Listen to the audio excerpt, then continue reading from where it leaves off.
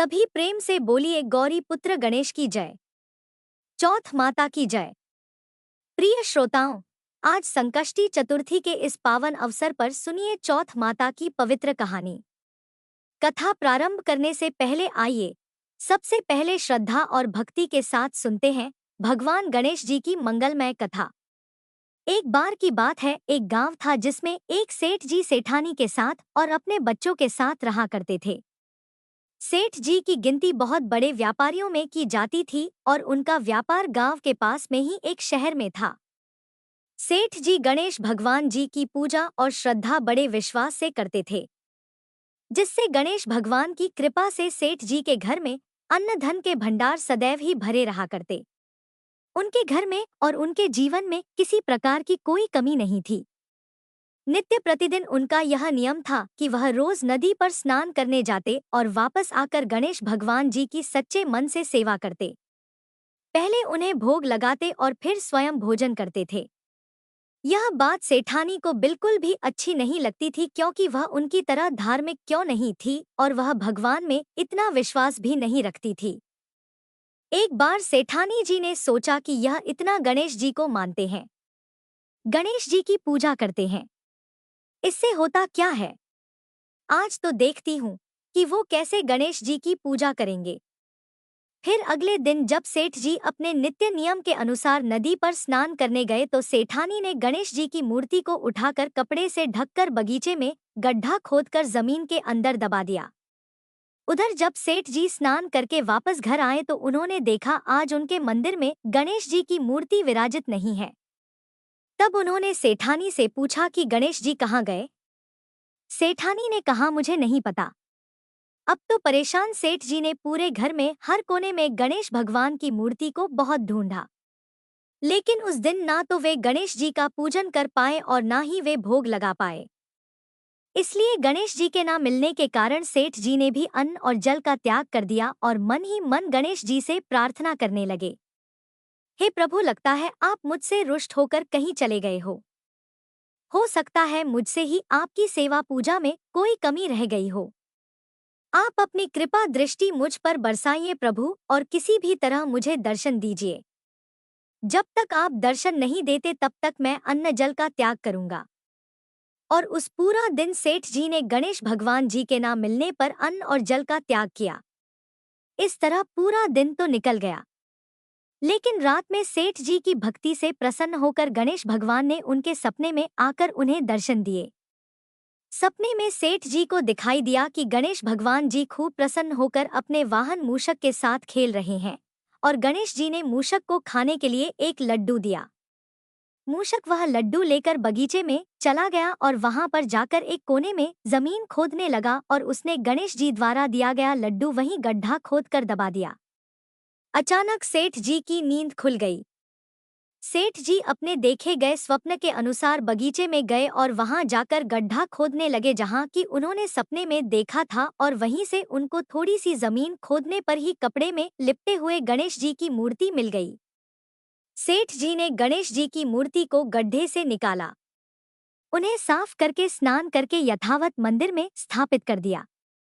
फिर सेठानी से कड़क कर पूछा तो सेठानी ने उन्हें सारा वृतांत सच-सच बता दिया। सारी बात जानकर अब तो सेठानी को भी बड़ा आश्चर्य हुआ। सेठानी मन ही मन श्रद्धा और विश्वास से गणेश जी की भक्त बन गई और उसने सेठ जी से कहा कि मुझे माफ कर दीजिए, मुझसे बड़ी भारी गलती हो गई, मुझसे तो बड़ा भारी अपराध बन गया है। अब हम दोनों पति मिलकर प्रेम सहित गणेश भगवान जी की आराधना किया करेंगे और उनकी पूजा सेवा में कोई कमी नहीं आने देंगे। यह सुनकर अब तो सेठ जी बड़े प्रसन्न हो गए, क्योंकि उनकी पत्नी जो धार्मिक हो गई थी। अब दोनों पति पत्नी ने मिलकर गणेश भगवान जी को धन्यवाद किया, उनकी पूजा की और उन्हें भोग लगाकर स्वयं भी प्रसाद ग्रहण किया। सभी प्रेम से बोलिए गणेश भगवान की जय।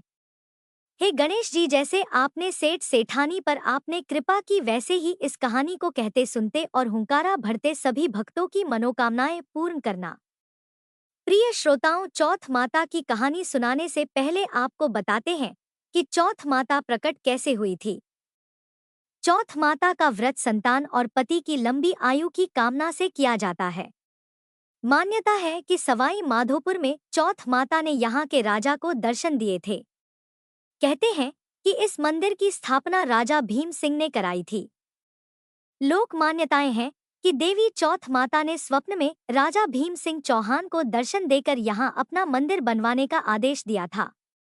राजा एक बार बरवाड़ा से संध्या के समय शिकार पर निकल रहे थे।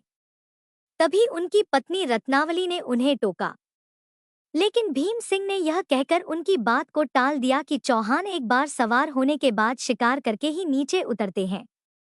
इस तरह अपनी रानी की बात को अनसुना करके राजा भीम सिंह अपने कुछ सैनिकों के साथ घनघोर जंगलों की तरफ चले गए।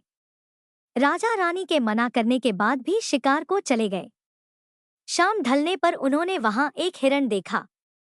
सभी उस हिरण का पीछा करने लगे। थोड़ी ही देर में रात हो गई। रात होने के बावजूद भीम सिंह उस हिरण का पीछा करते रहे। धीरे धीरे वह हिरण भीम सिंह की नजरों से ओझल हो गया और तब तक राजा के साथ सैनिक भी रास्ता भटक चुके थे। राजा अब सैनिकों से बिछड़ चुका था। अकेले में राजा विचलित हो गया। अब उसे भटकते भटकते बहुत जोर से भूख और प्यास लगने लगी। प्यास के मारे उसका गला सूखने लगा। उसने इधर-उधर पानी की तलाश की, लेकिन पीने को पानी नहीं मिला, जिससे वह प्यास से मूर्छित होकर जंगल में ही गिर पड़े। तब मूर्छित अवस्था में भीम सिंह को पचाला तलहटी में चौथ माता की प्रतिमा दिखने लगी। कुछ देर के बाद उन्होंने देखा कि भयंकर बारिश होने लगी और बिजली कड़कड़ाने लगी। मूर्छा टूटने पर राजा को अपने चारों तरफ पानी ही पानी नजर आया। घनघोर जंगल में कोई भी नहीं था। तभी चमत्कार हुआ कि वहां पर पानी आ गया। राजा ने पहले पानी पिया, फिर वहीं अंधकार भरी रात में एक दिव्य और कांतिमान बालिका पर उनकी नजर पड़ी। वह कन्या उस समय खेल रही थी।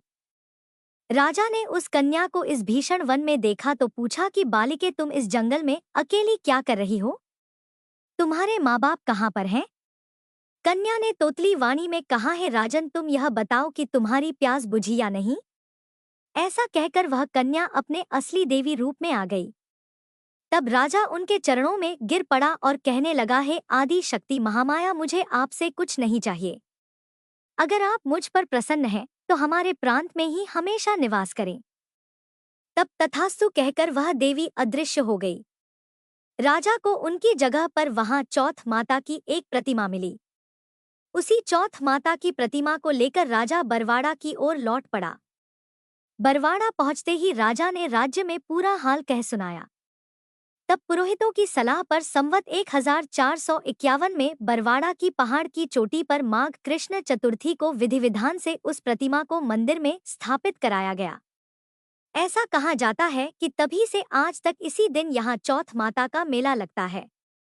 संकष्टी चतुर्थी हो या करवा चौथ का व्रत हो, लोग भारी संख्या में यहाँ पर मंदिर में दर्शन करने के लिए आते हैं और भक्तों को चौथ माता पर पूरा विश्वास होता है। कहा जाता है कि यह मंदिर विशेष तौर पर विवाहित जोड़ों के लिए है। सुहागिन स्त्रियां करवा चौथ के त्योहार के अवसर पर यहाँ अपने सुहाग की रक्षा के लिए प्रार्थना करती हैं। ऐसी मान्यता है कि चौथ माता देवी गौरी का ही एक रूप है और इनकी पूजा करने से अखंड सौभाग्य का वरदान तो मिलता ही है, साथ ही दाम्पत्य जीवन में भी सुख बढ़ता है और परिवार के सभी सदस्य भी सुखी और निरोगी रहते हैं। संतान की उम्र लंबी होती है और चौथ माता की कृपा से परिवार में कभी कोई विपत्ति नहीं आती। अब सुनिए चौथ माता की कथा। प्राचीन कथा के अनुसार एक बार एक सेठ सेठानी थे। उनके एक बेटा और बहू भी थे। बहू सबको भोजन कराकर फिर स्वयं भोजन करा करती। उनकी एक पड़ोसन ऐसी भी थी जो रोज बहू से पूछती कि बहू आज क्या बनाया खाया है। बहू कहती ठंडो बासी। एक दिन उसके पति ने ऐसा सुनकर विचार किया कि आज तो पकवान बनाए जाए, फिर देखें मेरी पत्नी क्या कहती है। उसने तरह तरह के पकवान बनवाए और घर के सभी लोगों ने एक साथ बैठकर भोजन किया। आज भी पड़ोसन ने पूछा तो बहू ने वही कहा, ठंडो बासी। सेठ के लड़के ने सोचा होना हो कोई बात जरूर है, जिस कारण मेरी पत्नी ऐसा कहती है। फिर उसने अपनी पत्नी से पूछा, तुम रोज ठंडोबासी खाया ऐसा क्यों कहती हो, जबकि हम सब ने तो एक साथ बैठकर कई तरह के पकवान खाए थे। तब उसकी पत्नी बोली, हम सब जो खा रहे हैं वह हमारे बाप दादाओं की कमाई है। जिस दिन आप कमा कर लाओगे उस दिन मैं समझूंगी कि हम ताज़ा भोजन कर रहे हैं। सेठ के लड़के ने इस बात पर खूब विचार किया। फिर एक दिन अपनी माँ से बोला, माँ, मैं एक बड़े शहर में पैसे कमाने जा रहा हूँ। माँ बोली, बेटा, हमारे पास तो इतना धन है कि खाए नहीं खाया जाएगा। माँ के मना करने पर भी बेटे ने खुद कमाने का निश्चय कर लिया और जाते समय अपनी पत्नी से बोला कि मैं जब तक कमाकर बहुत सारा धन लेकर वापस ना लौटाऊं तुम चूल्हे की आग मत बुझने देना। और फिर एक दिन चूल्हे की आग बुझ गई। तब वह मन ही मन घबराने लगी, कहीं मेरे पति पर कोई संकट तो नहीं आ पड़ा। जल्दी से पड़ोस में से आग लाकर चूल्हे में रख दूं। ऐसा सोचकर वह पड़ोस में गई। वहां पड़ोसन चौथ माता का व्रत पूजन कर रही थी। पड़ोसन ने कहा, बहन थोड़ी देर में आकर ले जाना। बहू ने पड़ोसन से पूछा कि आप यह व्रत क्यों करती हो, इससे क्या मिलता है। पड़ोसन बोली, चौथ माता के इस व्रत को करने से अन्न लक्ष्मी मिले और अपनी मनोकामना भी पूरी होती है। अब बहू भी चौथ माता का व्रत करने लगी। दीवार पर चौथ माता बनाई और उस दिन घी गुड़ का चूरमा बनाकर रात को चंद्रमा को अर्घ देकर भोजन करती। ऐसा करते करते उसे बहुत दिन बीत गए। उधर चौथ माता ने बहू के पति को सपने में दर्शन दिए कि साहूकार के बेटे, तू जाग रहा है कि सो रहा है? तेरी पत्नी तुझे बहुत याद कर रही है। जा घर जा और उसकी चिंता मिटा। तू दुकान खोलकर कंकु केशर का पगलिया बनाकर बैठ जाना। आज तेरा सारा हिसाब किताब हो जाएगा। अब तो चौथ माता ने जैसा कहा था वैसा ही हुआ। उसने घर जाने की तैयारी की और गाड़ी भरकर धन दौलत लेकर चल पड़ा। रास्ते में एक बड़ा सा काला नाग फन फैलाए बैठ गया और बोला, आज तो मैं तुझे डसूंगा छोड़ूंगा नहीं। तेरी उम्र पूरी हो गई है। सेठ का लड़का बोला, आज चौथ माता ने मुझे सपना दिया तो मैं अपनी पत्नी से मिलने घर जा रहा हूँ।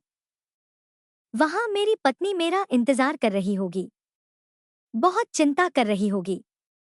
मैं उससे मिलकर जरूर वापस आऊंगा, तब तुम मुझे डस लेना। नाग बोला, तुम अगर शपथ लेकर जाओ तो ही मैं तुम्हें जाने दूंगा। अगर तुम लौट कर नहीं आए तो मैं तुम्हारे घर पर आकर ही तुम्हें डस लूंगा। इस प्रकार साहूकार का वह बेटा सांप को वचन देकर अपने घर पहुंच गया। वहां सभी से हंसी खुशी से मिला और भोजन करके फिर एक कोने में उदास होकर बैठ गया। उसकी पत्नी ने उदासी का कारण पूछा तो पति ने काले नाग वाली बात बताते हुए कहा, अगर मैं उसके पास नहीं जाऊंगा तो वह घर आकर ही मुझे डस लेगा। पत्नी बहुत चतुर थी, बोली, आप घबराओ नहीं, लेट जाओ, मैं एक उपाय करती हूँ। पत्नी ने कमरे के 7 पैड़ी धोई।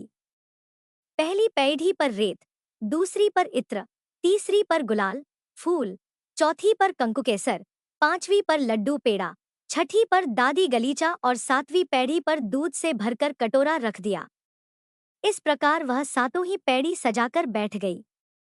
आधी रात होते ही वह नाग आकर पैड़ी चढ़ने लगा। पहली पैड़ी पर रेत में लौट गया और कहने लगा, सेठ की बहू ने आराम तो बहुत दिया, लेकिन क्या करूं? वचन से बंध कर यहाँ आया हूं, इसलिए डसूंगा तो मैं जरूर। इस प्रकार 7 ही पैड़ियों पर वह नाग आराम करता हुआ और कहता कि डसूंगा जरूर कमरे में जाने ही वाला था कि चौथ माता ने विचार किया कि अगर मैं इसे नहीं बचाऊंगी तो संसार में धर्म कर्म और व्रत पूजन फिर कौन मानेगा। अब तो गणेश जी, चंद्रमा जी और चौथ माता ने साहूकार के बेटे को बचाने का विचार किया। चंद्रमा जी ने उजाला कर दिया, चौथ माता ढाल बन गई और गणेश जी ने तलवार लेकर नाग को मार दिया और ढाल से ढक दिया। बहू भी थकी हारी सो गई। दिन हुआ तो लोग बेटे से मिलने आए परंतु बेटा बहू तो उठे ही नहीं थे। बहुत देर हो गई तो माँ उन्हें उठाने के लिए गई। माँ ने 7 पैड़ियों पर जो कुछ देखा तो बहुत घबराई और जोर से बेटे बहू को आवाज लगाई। बेटा बहू उठे तो देखा कि एक ढाल तलवार वहां पड़ी है। अब ढाल उठाई तो वही काला नाग मरा हुआ पड़ा है। बेटा बहू ने सोचा कि आज तो धर्म कर्म ही आड़े आए। हे भगवान गणेश और चौथ माता, जैसे आपने सेठ के बेटे बहू की रक्षा की, वैसे ही हम सभी भक्तों की भी सदा रक्षा करना और सब पर अपनी कृपा बनाए रखना। इसी मंगल कामना के साथ आज की कथा यहीं पूर्ण होती है। सभी प्रेम से बोलिए, चौथ माता की जय।